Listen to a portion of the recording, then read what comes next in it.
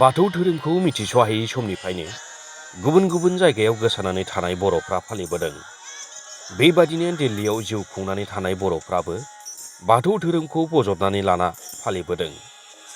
दिनै दिल्ली बाथौ गौथुमनि गायसनथाइ सान।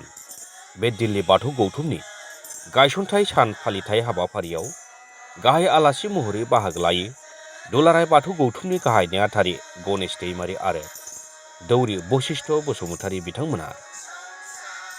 हाबाफारि बायदियै फिरफिलाखौ बिरहोयो दिल्ली बाथौ गौथुमनि आफादगिरि डाक्टर निरला रामसियारिया, गोथैसि बावैसोनो हेमन्त रामसियारिया, दौरि नबिन बसुमतारी, दनानि डाइरेक्टर अतुल बसुमतारी आरो दिल्लीयाव साख्रि मावनाय गोबां बर' सुबुंफ्राबो बे हाबाफारियाव बाहागो लायो।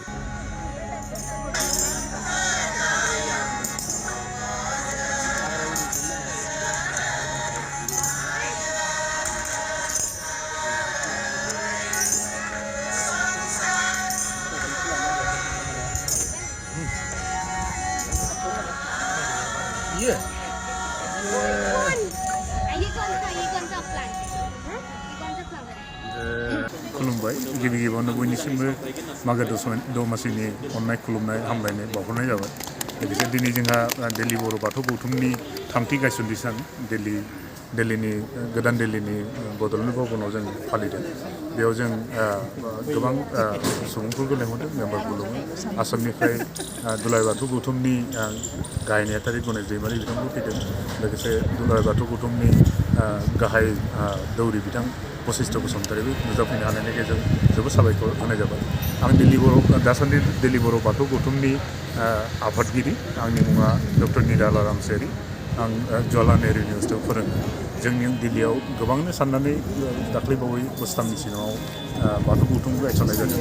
बे बाथौ गौथुमाव लोगोसे जोंहा थुनलाइ आफादफोर दङ आरो लोगोसे जोंहा बेयाव दिल्लीयाव थानाय जेसेबां मानि सुबुंफोर बर' सुबुंफोर दङ, आसामनिफ्राय बा दाब दाब जायगानिफ्राय फैनाय बिथांमोननि गेजेराव जोंनि गेजेराव गासिबो बर'नि राव थुनलाइ आरो हारिमुखौ फोथांना लाखिनायजों लोगोसे जोंनि बाथौआदि गिबिसिन धोरोम, बे गिबिसिन धोरोमखौ जों फोथांनानै लाखिनांगौ।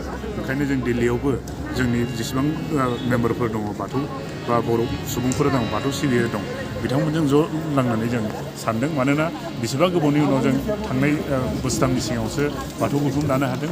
लोगोसे थांनाय बोसोराव जों बर' थुनलाइ आफादबो दानाय जाबाय। जाहाथे 70 बोसोर जाबाय बर' थुनलाइ आफाद दानाया, होमब्लाबो जों थारमाने खालामाखैमोन। दा थांनाय जाबाय। बेयाव जोंनिया जेसेबां मानि गोरों गोरा दङ बा बेयाव दिल्लीयाव खामानि मावफैनाय दङ, बिथांमोनखौ जों ज' खावलायनानै बेखौनो आवगायलांनो नाजादों जे जोंनि बर'नि राव, थुनलाइ, हारिमु आरो धोरोमा थांनानै थाथों।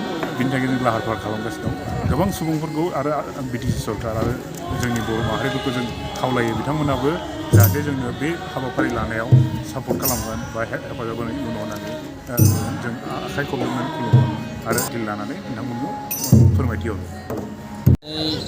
दिल्लीयाव थानाय दरगा बड'लेण्ड भवनाव दिल्ली बर' बाथौ गौथुमनि थामथि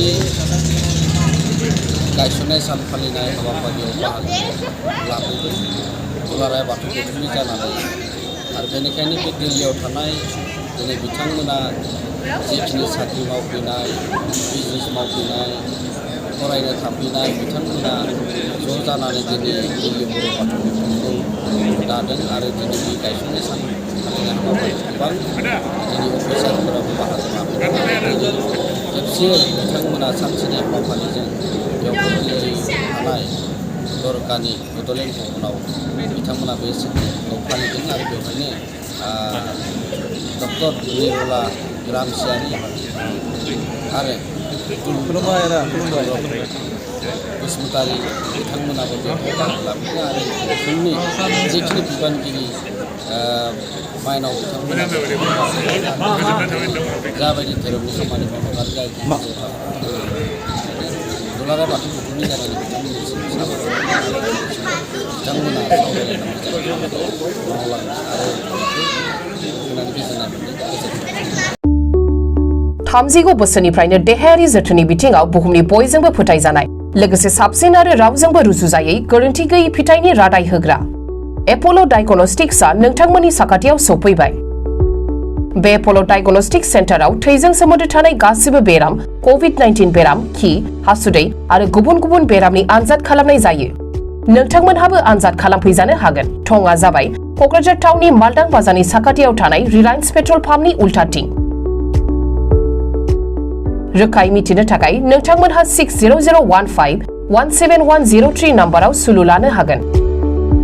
एप'ल' डायग्नोस्टिक सेन्टार क'क्राझार।